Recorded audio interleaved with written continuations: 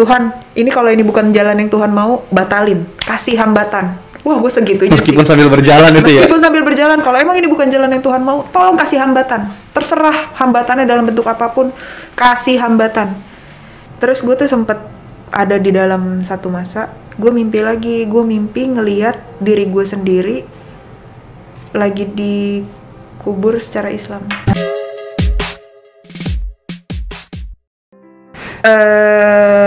Disebutin agama sebelumnya nggak apa-apa? Boleh. Jadi sebelumnya itu gue terlahir sebagai seorang Katolik. Dari lahir Katolik, kakak-kakak gue juga, ya semua lah keluarga dari keluarga Katolik. Tapi memang dari keluarga besar tuh campur. Ada yang Muslim, ada yang Katolik, ada yang Buddha. Nah mulainya itu, cuman memang gini, memang uniknya itu di keluarga gue dari kecil tuh kita bukan yang dipaksa banget harus ke gereja, bukan yang dipaksa banget harus kayak gini enggak. Diberikan masalah keyakinan tuh diberikan ini ya kepada anak-anak, diberikan ya, kepada anak-anaknya, tapi nggak dari kecil juga. Cuman emang dari dulu tuh kita tuh tahu kalau kita tuh boleh milih agama sendiri pas sudah usia 17 tahun gitu. Nah cuman dari kecil dulu tuh awalnya gue awalnya ya lumayan rajin ke tempat ibadah. Sampai akhirnya itu di usia berapa ya? Dulu gue sekolah di sekolah negeri. Sekolah negeri kan gak ada guru agama Katolik. Iya. Ada agama Islam aja.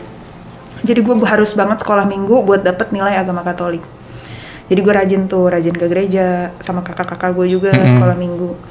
Sampai ada di satu titik kakak gue itu yang nomor 2 mualaf. Oh. Kakak gue nomor 2 dulu nih mualaf.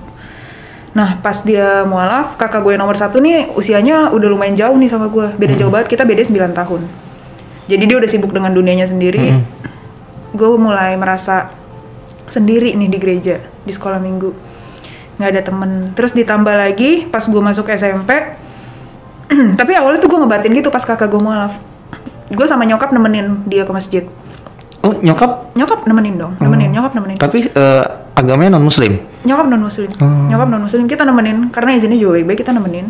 Cuman memang pada saat itu gue mendukung, tapi dalam hati gue tuh ngebatin gini, anak kecil ya, mencernanya tuh gini, ini apa sih, emang boleh ya pindah agama, emang bisa ya, kan lah waktu kita lahir ke dunia kan Tuhan ngasihnya kayak gini gitu. Waktu itu sebatas itu aja mikirnya, tapi kita nggak ngelawan, nggak. Terus udah sampai akhirnya gue masuk SMP nih. Nah, gue masih di SMP negeri, tapi di SMP gue ini ada guru agama Katolik. Jadi gue udah nggak ada hal yang memaksa gue banget buat ke gereja atau sekolah minggu dong. Karena udah ada guru agama Katolik nih. Turun deh tuh intensitas gue ke gereja. Nah, di sekolah gue ini memang ada guru agama Katolik, tapi cuman ada setiap hari Jumat. Jadi semua yang agama Katolik digabung belajarnya bareng hari Jumat, karena minoritas kan. Benar. Nah, jadi setiap hari di mana pelajaran agama Islam tuh, di mana kelas gue ada jadwal pelajaran agama Islam, harusnya kan biasanya yang non-muslim keluar. Cuman gue dulu bingung, ngapain gue keluar, mau ngapain sendirian. Jadi ikut di kelas itu ya? Ikut di kelas. Gue inget tuh ada satu guru gue, boleh gue sebut gak sih namanya? Boleh sebut juga. Sebut ya, ada namanya Bu Rosimah di salah satu sekolah negeri di Jakarta Barat. Itu baik banget, luar biasa baiknya. Dulu gue ikut belajar agama Islam kan. Ikut belajar agama Islam, ikut dengerin. Tiap gue penasaran, gue nanya aja. Gue kan anaknya lumayan pede dari dulu. Maksudnya kalau gue ngerasa gue pengen tahu ya gue tanya aja, nggak ada salahnya kan. Gue tanya, gue lumayan aktif. Terus dulu tuh gue sempet ngerasa lumayan gak nyaman ketika setiap gue nanya tuh teman-teman gue di kelas tuh lumayan berisiknya tuh kayak, udah Van masuk Islam aja kayak gitu. Gue lumayan bete digituin dulu. Bukan bete sama Islamnya ya, bukan bete sama agamanya, sama bete sama teman-temannya. Gitu. Terus Bu Rosimah ngomong kayak gini di kelas. Kalian nggak boleh kayak gitu, hidayah tuh datangnya dari Allah bukan dari manusia. Mungkin bisa melalui manusia, tapi berdoanya kalau kalian pengen dia pindah agama, jangan kayak gitu caranya, jangan bikin dia nggak nyaman. Wah itu gue seneng banget tuh pas Bu Rosimah ngomong kayak gitu. Makin lah jadinya gue tertarik kan belajar. Gue cari tahu ini itu. Nah pada saat itu gue lumayan merasakan bukan keraguan iman ya. Kalau keraguan iman kan gue bingung nih mau milih yang mana. Gue malah ngerasanya kekosongan iman. Gue bingung kenapa nih banyak. Karena gue mulai tertarik sama agama Islam, tapi gue tuh ngerasa gini juga loh. Kok bisa banyak nih agama? Kenapa nih bisa banyak? Artinya mulai tertarik melihat dari sisi lain, agama lain ya? Iya, kenapa nih banyak? Kenapa bisa banyak ya? Terus ini semuanya ngajarinnya baik sebenarnya. Gue percaya itu, gue yakin juga ini bagus, di sisi ini gue suka, ini juga dari sini gue suka. Tapi gue malah jadi nggak percaya, malah jadi enggak, apa ini banyak, semuanya banyak. Terus kenapa harus beda kalau banyak kesamaannya gitu? Karena gue lumayan menemukan beberapa persamaan. Tapi akhirnya gue bingung-bingung lagi, benar-benar. Tapi gue percaya Tuhan, gue tetap percaya sama kehadiran Tuhan, satu entitas itu gue percaya banget. Tapi gue nggak percaya sama agama. Lama tuh gue kayak gitu, ke gereja nggak mau. Oh, itu berapa lama tuh Mbak? Oh lama banget, dari SMP.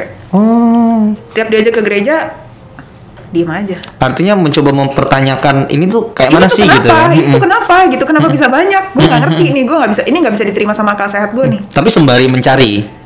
Awalnya batu dulu. Gue gak mau tahu. Awalnya kayak gitu. Akhirnya udah sempet tertarik, gue gak mau tahu. Batu. Terus mulai bingung, gak ngerti. Gue tepis semuanya. Tiap diajak ke gereja gak mau. Kalaupun nyokap gue minta dianterin ke gereja, ya gue beneran nganterin doang. Gue tunggu aja di mobil. Nggak masuk ke dalam tuh nggak? Masuk ke dalam. Kalaupun masuk, ya dengerin aja lah udah. Terus gue sempet bete juga karena kenapa gue sempet bete? Karena kan gue belum dibaptis. Gue tuh lumayan capek dengerin pressure kanan kiri yang ngomong gini, kenapa belum dibaptis, umur kamu udah berapa, bla bla bla bla kayak gitu. Gue tuh rasanya kayak, lu bisa nggak sih stop nanya-nanya, daripada lo nanya-nanya mendingan lo ajak gue sekarang nih, gimana caranya gitu. Kenapa sih lo daripada lo nanya, kenapa lo cuma nanya, kenapa lo cuma mau tahu kenapa gue belum dibaptis, kenapa lo nggak nanya keadaan lainnya, kenapa lo nggak mau tahu lebih tentang keadaan gue yang lain, lo cuma mau tahu hasilnya doang gitu loh. Gue lumayan kesel, nggak nyaman. Jadi ya udah tuh nggak ke gereja, nggak percaya adanya agama.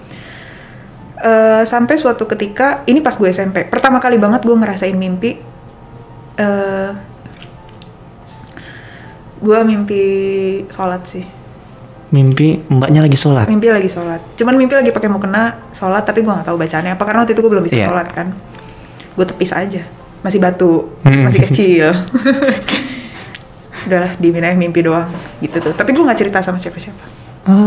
Gue nggak mau cerita karena gue juga nggak mau sesuatu yang gue ambil itu karena omongan orang. Maksudnya jangan sampai ketika gue cerita terus orang jadi langsung narik-narik memberikan gue. Memberikan kesimpulan sendiri. Iya, langsung subjektif gitu. Gue nggak mau kayak gitu. Gue nggak cerita sama siapapun, gue keep aja. Tapi pelan-pelan akhirnya gue mulai, karena gue tiap hari dengernya di sekolah belajar agama Islam, ya mau nggak mau yang lebih banyak gue denger agama Islam kan. Makin lagi gue belajar lagi, akhirnya gue suka nonton YouTube Zakir Naik. Itu memang dia landasannya juga ilmiah banget kan, betul. Pinter banget, smart. Ya dari situ gue makin belajar lagi, sampai pas gue SMA, sama gue ketemu guru agama Islam yang luar biasa baik banget. Namanya Pak Irfan tuh, itu juga dia baik banget. Gue belajar, dengerin di kelas tertarik. Mimpi lah selanjutnya. Oh sorry, tadi gue ada yang lupa. Pas gue SMP gue sempet mimpi sekali lagi. Mimpi kedua. Dalam mimpi gue tuh gini. Almarhum nenek gue yang dari bokap itu memang muslim. Tapi dalam mimpi gue ceritanya tuh lagi lebaran, kita sekeluarga nih pakai baju muslim, lagi di jalan, lagi di mobil mau ke rumah nenek gue. Gue mimpi kayak gitu. Mimpi ada bokap, ada nyokap, ada gue sama kakak-kakak gue. Dan semuanya itu baju lebaran ya? Iya, gue mimpinya tuh kayak gitu, pakai baju muslim. Gue juga pakai baju muslim. Tapi itu gue mimpi ketika kakak gue yang kedua udah mualaf ya. Oke. Udah nih. Terus pas gue kelas 1 SMA, gue sempat mimpi lagi, mimpi sholat lagi. Gue udah lupa urutannya karena ternyata sholat itu mimpi gue tuh sering banget. Sering mimpi sholat. Sering mimpi dengar orang ngaji kayak gitu-gitu. Sering deh pokoknya. Tapi sering gue tepis juga. Kayak ya karena gue belum bisa bedain aja sih. Gue nggak mau juga berasumsi sendiri arti mimpi gue apa, karena kan ada juga mimpi yang terjadi karena sugesti kan, bawah sadar, apa yang kita pikirin bisa kebawa ke mimpi gitu. Tenang aja, gue tenang dulu gitu. Terus belajar lagi agama Islam, sempet kosong lagi, sempet lupa tuh gue, batu lagi. Sampai gue ulang tahun ke 17 tahun, nyokap gue ngucapin gue ulang tahun, hal yang pertama ditanya adalah kamu mau pilih agama apa, umur kamu udah segini, kamu masih nggak jelas. Itu yang pertama ditanya. Gue batu aja, iya ntar gampang, jawaban gue gitu aja. Terus, jadi gue celebrate semuanya tuh. Natalan gue ikut Natalan, Lebaran gue ikut Lebaran. Ya kayak gitu jadinya. Masih masa pencarian lah ya. Iya, masih belum jelas lah. Terus sampai di tahun 2018, itu gue sempet lumayan stres banget karena ada masalah di bisnis gue. Gue stresnya tuh benar-benar yang sampai, gue kan orangnya gue tuh kan ekstrovert banget. Tapi gue tuh sempet ada masanya kurang lebih 3 bulan, gue cuma bisa di kamar. nggak mau ketemu orang, nggak mau ngomong sama orang, gue menghindari banget lah sosialisasi sama orang. Bahkan sampai untuk ketika handphone gue bunyi aja nih, gue mau buka aja takut, gue nggak siap dapet tekanan dari luar. Pokoknya gue benar-benar takut deh. Sempat ada masanya gue kayak gitu. Nah terus pada saat itu juga itu gue sempat beberapa hari berturut-turut gue kebangun setiap jam 2 tengah malam. Kebangun setiap jam 2 tengah malam. Itu kalau gue baca menurut ilmiah, kalau lo kebangun di jam segitu tiap hari, tandanya lo lagi sedih. Tapi ada juga beberapa temen gue yang bilang kalau kebangun jam segitu itu tuh panggilan tahajud. Ada yang bilang gitu, kayak gitu kan. Yeah. Gue masih batu, doa amat, masih kayak gitu tuh gue. Terus pas waktu bangun tuh ngapain? Udah tidur lagi aja gitu? Diem aja main HP kayak nangis kayak ngapain kayak gitu. Masih bisa nangis, masih bisa dong. Masih sedih juga. Sedih nangis kayak main HP kayak diem aja tapi batu, nggak mau ngapa-ngapain, nggak mau gitu. Tapi gue tetap ingat Tuhan kok. Tapi maksudnya gue masih tetap kayak suka nyebut Tuhan lah dalam hati, tetap gue percaya. Sampai akhirnya ada satu hari itu gue tidur, tiba-tiba badan gue kebangun nih, kayak gue masih merem. Tapi gue tuh tahu gue udah bangun. Pernah gak sih kayak gitu? Iya, iya. Itu di stage of sleep, itu gue lupa deh di stage yang keberapa tuh. Lo tidur tapi otak lo tuh sadar gitu. Iya. Itu kaki gue gak bisa gerak, kaku. Terus habis itu tiba-tiba kayak gue belum tidur lagi, tapi gue mimpi, tapi gue tahu nih kalau gue udah bisa bangun. Gue mimpi meninggal. Gue mimpi meninggal. Dalam mimpi gue tuh, pokoknya dalam tidur gue tuh kayak dikasih lihat, lu tuh lagi dicabut gitu. Kaki gue tuh nggak bisa gerak, badan gue ke-freeze pelan-pelan. Sampai akhirnya gue ngelawan, gerak, terus gue langsung bangun kan. Gue bangun langsung istighfar lah gitu, langsung bener. Akhirnya istighfar itu? Istighfar. Astagfirullahaladzim, ini kenapa ya? Langsung kayak gitu. Padahal gue belum pernah syahadat. Gue langsung refleks aja, nggak bisa mikir. Gue langsung nggak tahu kenapa gue langsung masuk kamar mandi, wudu. Gue tahu cara wudu, tapi gue belum tahu cara sholat. Gue tidur sama nyokap gue tuh. Nyokap gue pules. Gue bangun wudu. Gue gelar tuh di rumah gue selalu ada mukena, selalu ada alat sholat, selalu lengkap buat tamu kan. Waktu itu kebetulan di kamar ada juga bekas temen gue nginap. Terus udah tuh gue langsung gelar mukena, gelar sejadah, ngarah ke kiblat. Gue belum bisa sholat, gue cuman duduk ngobrol aja sama Tuhan. Ngobrolnya tuh gini, Tuhan, ini udah kesekian kali nih mimpi kayak gini. Gue nggak ngerti ini artinya apa. Gue berusaha objektif aja sih. Kalau secara Katolik mungkin itu kan godaan ya. Iya. Betul dong, di agama gue sebelumnya itu godaan dong. Tapi kalau dari Islam itu kan hidayah. Gue berdoa, gue bilang gini sama Tuhan. Tuhan, gue nggak ngerti ini artinya godaan atau hidayah. Gue minta tolong Tuhan, kalau misal emang ini godaan, tolong berhentiin, gue nggak kuat. Gue nih lagi nggak kuat, tekanan hidup gue lagi banyak banget. Gue bener-bener nggak siap kalau harus dihadapin sama yang kayak gini-gini. Mungkin Tuhan juga mau gue ibadah kali ya, dengan cara yang memang sudah disiapkan, dengan jalur yang udah disiapkan. Ada beberapa jalur. Mungkin Tuhan mau gue memilih salah satu jalur itu. Nggak dengan gue ngambang-ngambang kayak gini. Terus, tapi tolong jangan kayak gini caranya. Gue minta kalau memang kalau memang ini godaan, gue minta tolong banget ini di stop. Tapi kalau ini memang petunjuk, tolong kasih petunjuk selanjutnya biar gue bisa yakin. Berdoanya gue tuh kayak gitu. Seobjektif itu gue orangnya. Maksudnya nggak semata-mata gue dikasih mimpi sholat terus gue langsung jadi memuja-muja, memuja-muja tanpa landasan, tanpa persiapan yang jelas juga. Gitu, gue berdoa kayak gitu tuh sama Tuhan sampai nangis. Gue benar-benar sampai nangis, sesengkuk-sengkuk. Gue juga nggak tahu kenapa gue waktu itu bisa sesedih itu. Mungkin karena memang lagi banyak masalah juga kan. Cuman sampai sekarang tuh kalau gue inget waktu itu tuh rasanya tuh kayak, wah itu gila sih. Berat banget, jujur berat banget. Karena flashback lagi nih, ada yang gue skip flashback lagi. Sebelumnya juga, tapi gue lupa itu pas gue SMP atau SMA, masa-masa terakhir gue ke gereja. Gue tuh pernah berdoa sama Tuhan, bilang, Tuhan emang boleh ya, gue berdoa lagi kenapa kakak gue pindah agama. Tuhan emang boleh ya pindah agama. Sekarang kayak gue deh nih, gue lagi ngalamin keraguan iman. Itu udah bukan kekosongan lagi tuh, udah di fase keraguan iman. Gue bingung, gue lahir secara Katolik, terus ntar gue meninggalnya seperti apa gitu kan. Terus gue juga ya banyak lah gue ngobrol sama Tuhan tuh kayak gitu. Gue nggak tahu ini kayak gimana, Tuhan tolong dong kasih tahu. Pokoknya dimanapun Tuhan mau gue berjalan, gue akan berjalan di tempat yang udah Tuhan siapin buat gue. Karena gue yakin Tuhan, di satu sisi gue yakin nih, ketika gue lahir ke dunia, Tuhan gak mungkin salah ngasih gue bekal, Tuhan gak mungkin salah ngasih identitas gue. Tapi gue juga percaya di dalam perjalanan gue juga yakin kalau Tuhan tuh gak mungkin salah ngasih petunjuk buat gue. Tuhan juga gak mungkin salah menuntun gue harus kemana gitu. Gue yakin deh pokoknya gue yakin setiap langkah gue pasti ini langkah yang Tuhan mau gitu. Apapun, mau gue sempet belok kayak, maksudnya sempet belok dalam arti sempet batu ya, mau gue sempet out of track, gue yakin Tuhan pasti akan punya cara, gimana caranya biar gue balik on track gitu. Ya udah tuh yang di malam, balik lagi ke yang di malam gue kebangun jam 2, gue langsung wudhu ngobrol sama Tuhan. Udah tuh ke skip sampai akhirnya gue ketiduran.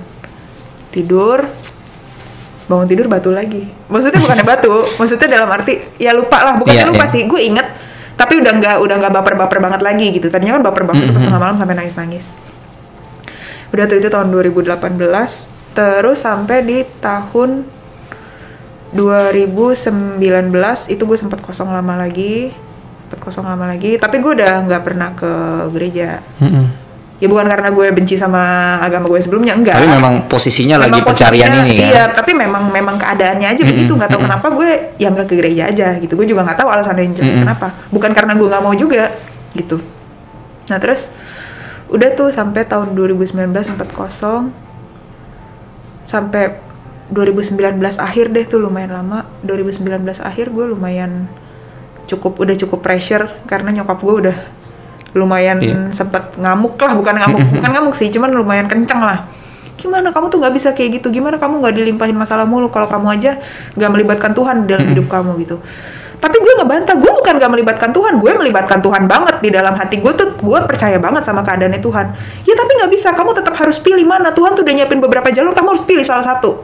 Yang mana gitu, harus jelas, harus lewat mana. Nggak bisa kamu diam di tempat, kamu tahu mau kemana, kamu tahu mau ke Tuhan, tapi kamu nggak jalan gitu.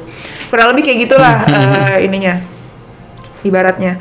Terus udah di tahun 2020 nih, gue mulai kayaknya emang ini deh, emang petunjuk deh gitu. Tapi gue tetap belum cerita ke siapapun. Kayaknya emang beneran petunjuk. Cuman pada saat itu tuh gue punya pacar, agamanya Islam. Jadi ada di satu titik gue ngomong nih sama nyokap gue, nyokap gue udah nanya gue udah baru ngomong, kayaknya mau pilihnya ini deh. Sorry ada yang keskip tadi pas gue, itu kan gue udah lulus SMA tuh, gue lulus SMA 2015 pas gak jauh dari 3 tahun sebelum gue yang kebangun tengah malam tadi. Itu tuh kakak gue nomor 1 udah mualaf juga. Oh, ini ada berapa bersaudara? 3. Berarti cowok cewek. Yang kedua dulu mualaf, yang pertama mualaf. Nah, pas yang pertama mualaf gue juga lumayan kayak, gue ketika kakak gue, ini sorry ya ceritanya maju mundur. Jadi pas gue ngeliat kakak gue yang pertama mualaf juga, gue tuh kayak lumayan keinget sama mimpi gue yang kita kembali flashback lagi ya. Iya kayak loh, waktu itu gue mimpi ketika baru kakak gue nomor 2 mualaf, terus sekarang gue dihadapkan dengan kejadian kakak gue yang pertama mualaf gitu. Jadi lumayan ngebatin juga kan. Ya mungkin kalau orang yang gak ngerasain apa yang gue rasain, terserah aja deh orang mau ngomong kayak itu kan cuma mimpi, itu kan cuma ini bla bla bla. Ya terserah deh, lo kan gak ngerasain apa yang gue rasain ya gitu. Ini kan gue nih yang jalanin, lo kan gak tahu apa-apa. Lo kan cuma denger cerita doang gitu. Itu tuh gue sempat ngerasain kayak gitu. Sampai mana sih? Sampai 2019 akhir nyokap gue udah lumayan kenceng. Gue tadinya udah mau ngomong, tahu-tahu nyokap gue ngomong gini, mama nggak apa-apa kalau kamu mau pilih agama apapun termasuk Islam, asalkan tidak ada pengaruh dari orang lain. Apalagi kalau kamu pindah agama karena pasangan, kalau bisa jangan. Nggak jadi ngomong dong gue, karena pada saat itu gue punya pacar agamanya Islam, jadi gue juga nggak mau. Takutnya dianggap sebagai ngikutin dari cowok itu. Iya, jadi gue nggak mau. Ya udah tuh akhirnya gue tunda lagi. Akhirnya gue putus tuh sekitar bulan Mei tahun 2020. Pas gue putus tuh gue kayak, oh ya udah deh nih, gue ngerasa ini waktu yang, maksudnya udah deh gue gue pengen improve dulu aja sambil gimana nih gue pengen kayak gini gitu kan. Pengen mualaf tapi jangan sampai ada image yang enggak juga. Gue sangat menjaga itu. gue belum sempet healing banget, gue deket lah lagi nih sama cowok muslim. Terus lumayan ini juga, lumayan taat, bukan lumayan taat sih, taat banget gitu, taat banget. Terus gue tuh sempet ada di dalam satu masa, di 2 bulan sebelum gue mualaf, gue mimpi lagi, gue mimpi ngelihat diri gue sendiri lagi dikubur secara Islam. Mau diturunin. Pokoknya gue kayak dari jauh ngeliat kuburan tuh rame, pemakaman rame. Terus itu gue tahu kalau itu tuh gue yang lagi diturunin ke liang lahat, dipocong pakai kain pocong gitu kan. Ya berarti itu kan prosesnya secara muslim ya. Iya, gue ngelihat kayak gitu. Terus gue bangun tidur bingung, aduh apalagi ini gitu. Berdoa lagi gue, Tuhan ini apa, beneran nih petunjuk ya? Kalau emang ini petunjuk, coba tolong kasih petunjuk selanjutnya. Tapi sekali lagi, kalau emang ini godaan, tolong diberhentikan. Gue gak kuat gitu kan. Udah tuh. Terus beberapa hari setelah itu, mimpi lagi mati suri. Tapi mimpi mati surinya tuh gini, gue mimpi gue udah dibungkus kain nih. Terus gue kebangun, terus gue denger orang-orang lagi ngaji. Iya.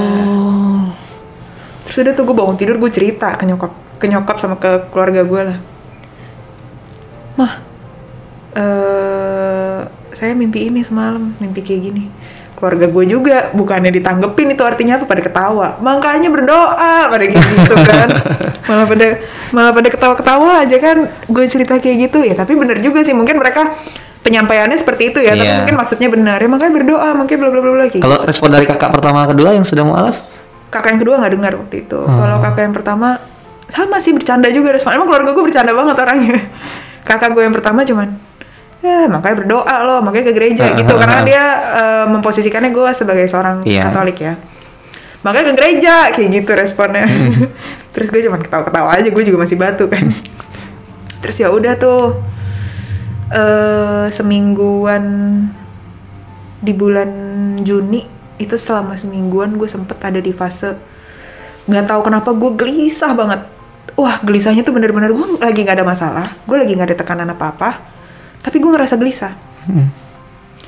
Terus gue sempet ngomong tuh sama cowok yang lagi dekat sama gue waktu itu, Kak, kok aku agak gelisah ya minggu ini, nggak tahu kenapa. Terus dia cuma jawab berdoa gitu. Dia juga tahu kan gue Katolik. Dia juga nggak tahu apa, dia tahu ya gue Katolik aja, nggak tahu bumbu-bumbu yang lain itu dia nggak tahu. Ya udah berdoa kalau gelisah. Udah responnya gitu doang kan. Terus gue lumayan, ini orang-orang responnya kayak gini doang nih, gue ngapain nih? Ini orang-orang responnya kayak gini nih, berarti gue harus sendiri nih. Gue harus mikir sendiri nih berarti, gitu kan. Terus tiba-tiba gue mimpi. Di dalam mimpi gue itu, gue kayak lagi di sebuah pengajian. Terus selesai ngaji, gue pakai baju muslim dalam mimpi gue. Selesai ngaji orang-orang pada sholat. Orang-orang pada mau sholat, gue doang yang gak ikutan sholat. Gue tuh emang dulu sebatu itu sih. Gue doang yang gak mau ikutan sholat. Terus ada almarhum nenek gue yang dari nyokap datang. Nenek itu udah meninggal ya, udah almarhumah. Tapi beliau ini agamanya Katolik. Dan beliau nih yang cukup kental nih. Maksudnya gue nggak mau main rasis sih, cuma maksudnya pasti orang-orang juga menyadari lah kalau misalnya memang ada beberapa yang lumayan fanatik, yang lumayan anti lah sama Islam. Ya sama lah, gimana halnya nggak sedikit juga kan, gimana orang Muslim yang anti juga sama ada juga kan memang seperti itu. Dan gue nggak menyalahkan itu, memang keadaannya begitu. Cuman nenek gue nih lumayan fanatik. Tapi dalam mimpi gue, dia nyamperin gue, nggak ngomong, cuman ngeliatin gue. Terus kayak tangannya tuh kayak gini, kayak nyuruh gue, terus tunjuk ke sejadah. Oh, justru malah ngasih isyarat nyuruh sholat. Terus gue jawab dengan batunya, enggak, ntar aja, nggak mau. Gue jawab gitu, dengan batunya gue tuh, nggak mau, ntar aja, masih mau di sini. Yang kedua kali nenek gue ngasih isyarat lagi, udah mulai kesel mukanya. Gue jawabnya lumayan kencang juga dalam mimpi gue. Nggak mau, ntar apaan sih orang nggak mau. Yang ketiga kali itu nenek gue nunjuk gue, bener-bener mukanya udah marah banget, tapi dia nggak ngeluarin suara. Bener-bener sampai marah, sampai gue nangis tuh di dalam mimpi gue beneran nangis. Terus gue kebangun. Tapi pas gue kebangun gue lupa gue mimpi apa. Pernah nggak sih kayak gitu? Gak langsung inget kan? Kebangun udah activity aja biasa, activity. Sore-sore pas gue lagi manasin mobil mau ke salon nih sama kakak ipar gue yang pertama, istrinya kakak gue yang pertama kan, mau ke salon manasin mobil. Tahu-tahu pas gue lagi manasin mobil gue inget nih sama mimpi gue, lumayan netes tuh, sedih kan, karena gue deket banget sama nenek gue yang ini gue deket banget. Bahkan sampai pas dia lagi sakratul maut tuh gue di sebelahnya, dia megang-megang tangan gue sampai pas sedekatnya tuh, sampai ketika dia meninggal nggak langsung dapat rumah duka, gue nungguin dia di kamar jenazah sendirian. Sedekat itu gue, jadi gue sedih banget lah. Dan gue dapet mimpi kayak gitu tuh gue benar-benar ini apa nih artinya gitu kan. Sampai akhirnya kakak ipar gue masuk mobil, dia nanya, lu kenapa? Akhirnya gue cerita ke kakak ipar gue. Disitulah dia orang pertama lah. Gue juga sama kakak ipar gue deket banget. Kedekatan kita tuh beneran yang gak kayak ipar, kayak kakak kandung aja. Kandung. Deket banget, alhamdulillah. Dia orang pertama yang tahu semua cerita gue. Dia tahu gue mimpi sholat. Gue cerita dulu mimpi gue semalam. Gue semalam mimpi ketemu kayak gini. Dia juga orang yang pertama tahu gue mimpi sholat. Gue ceritain segala-galanya.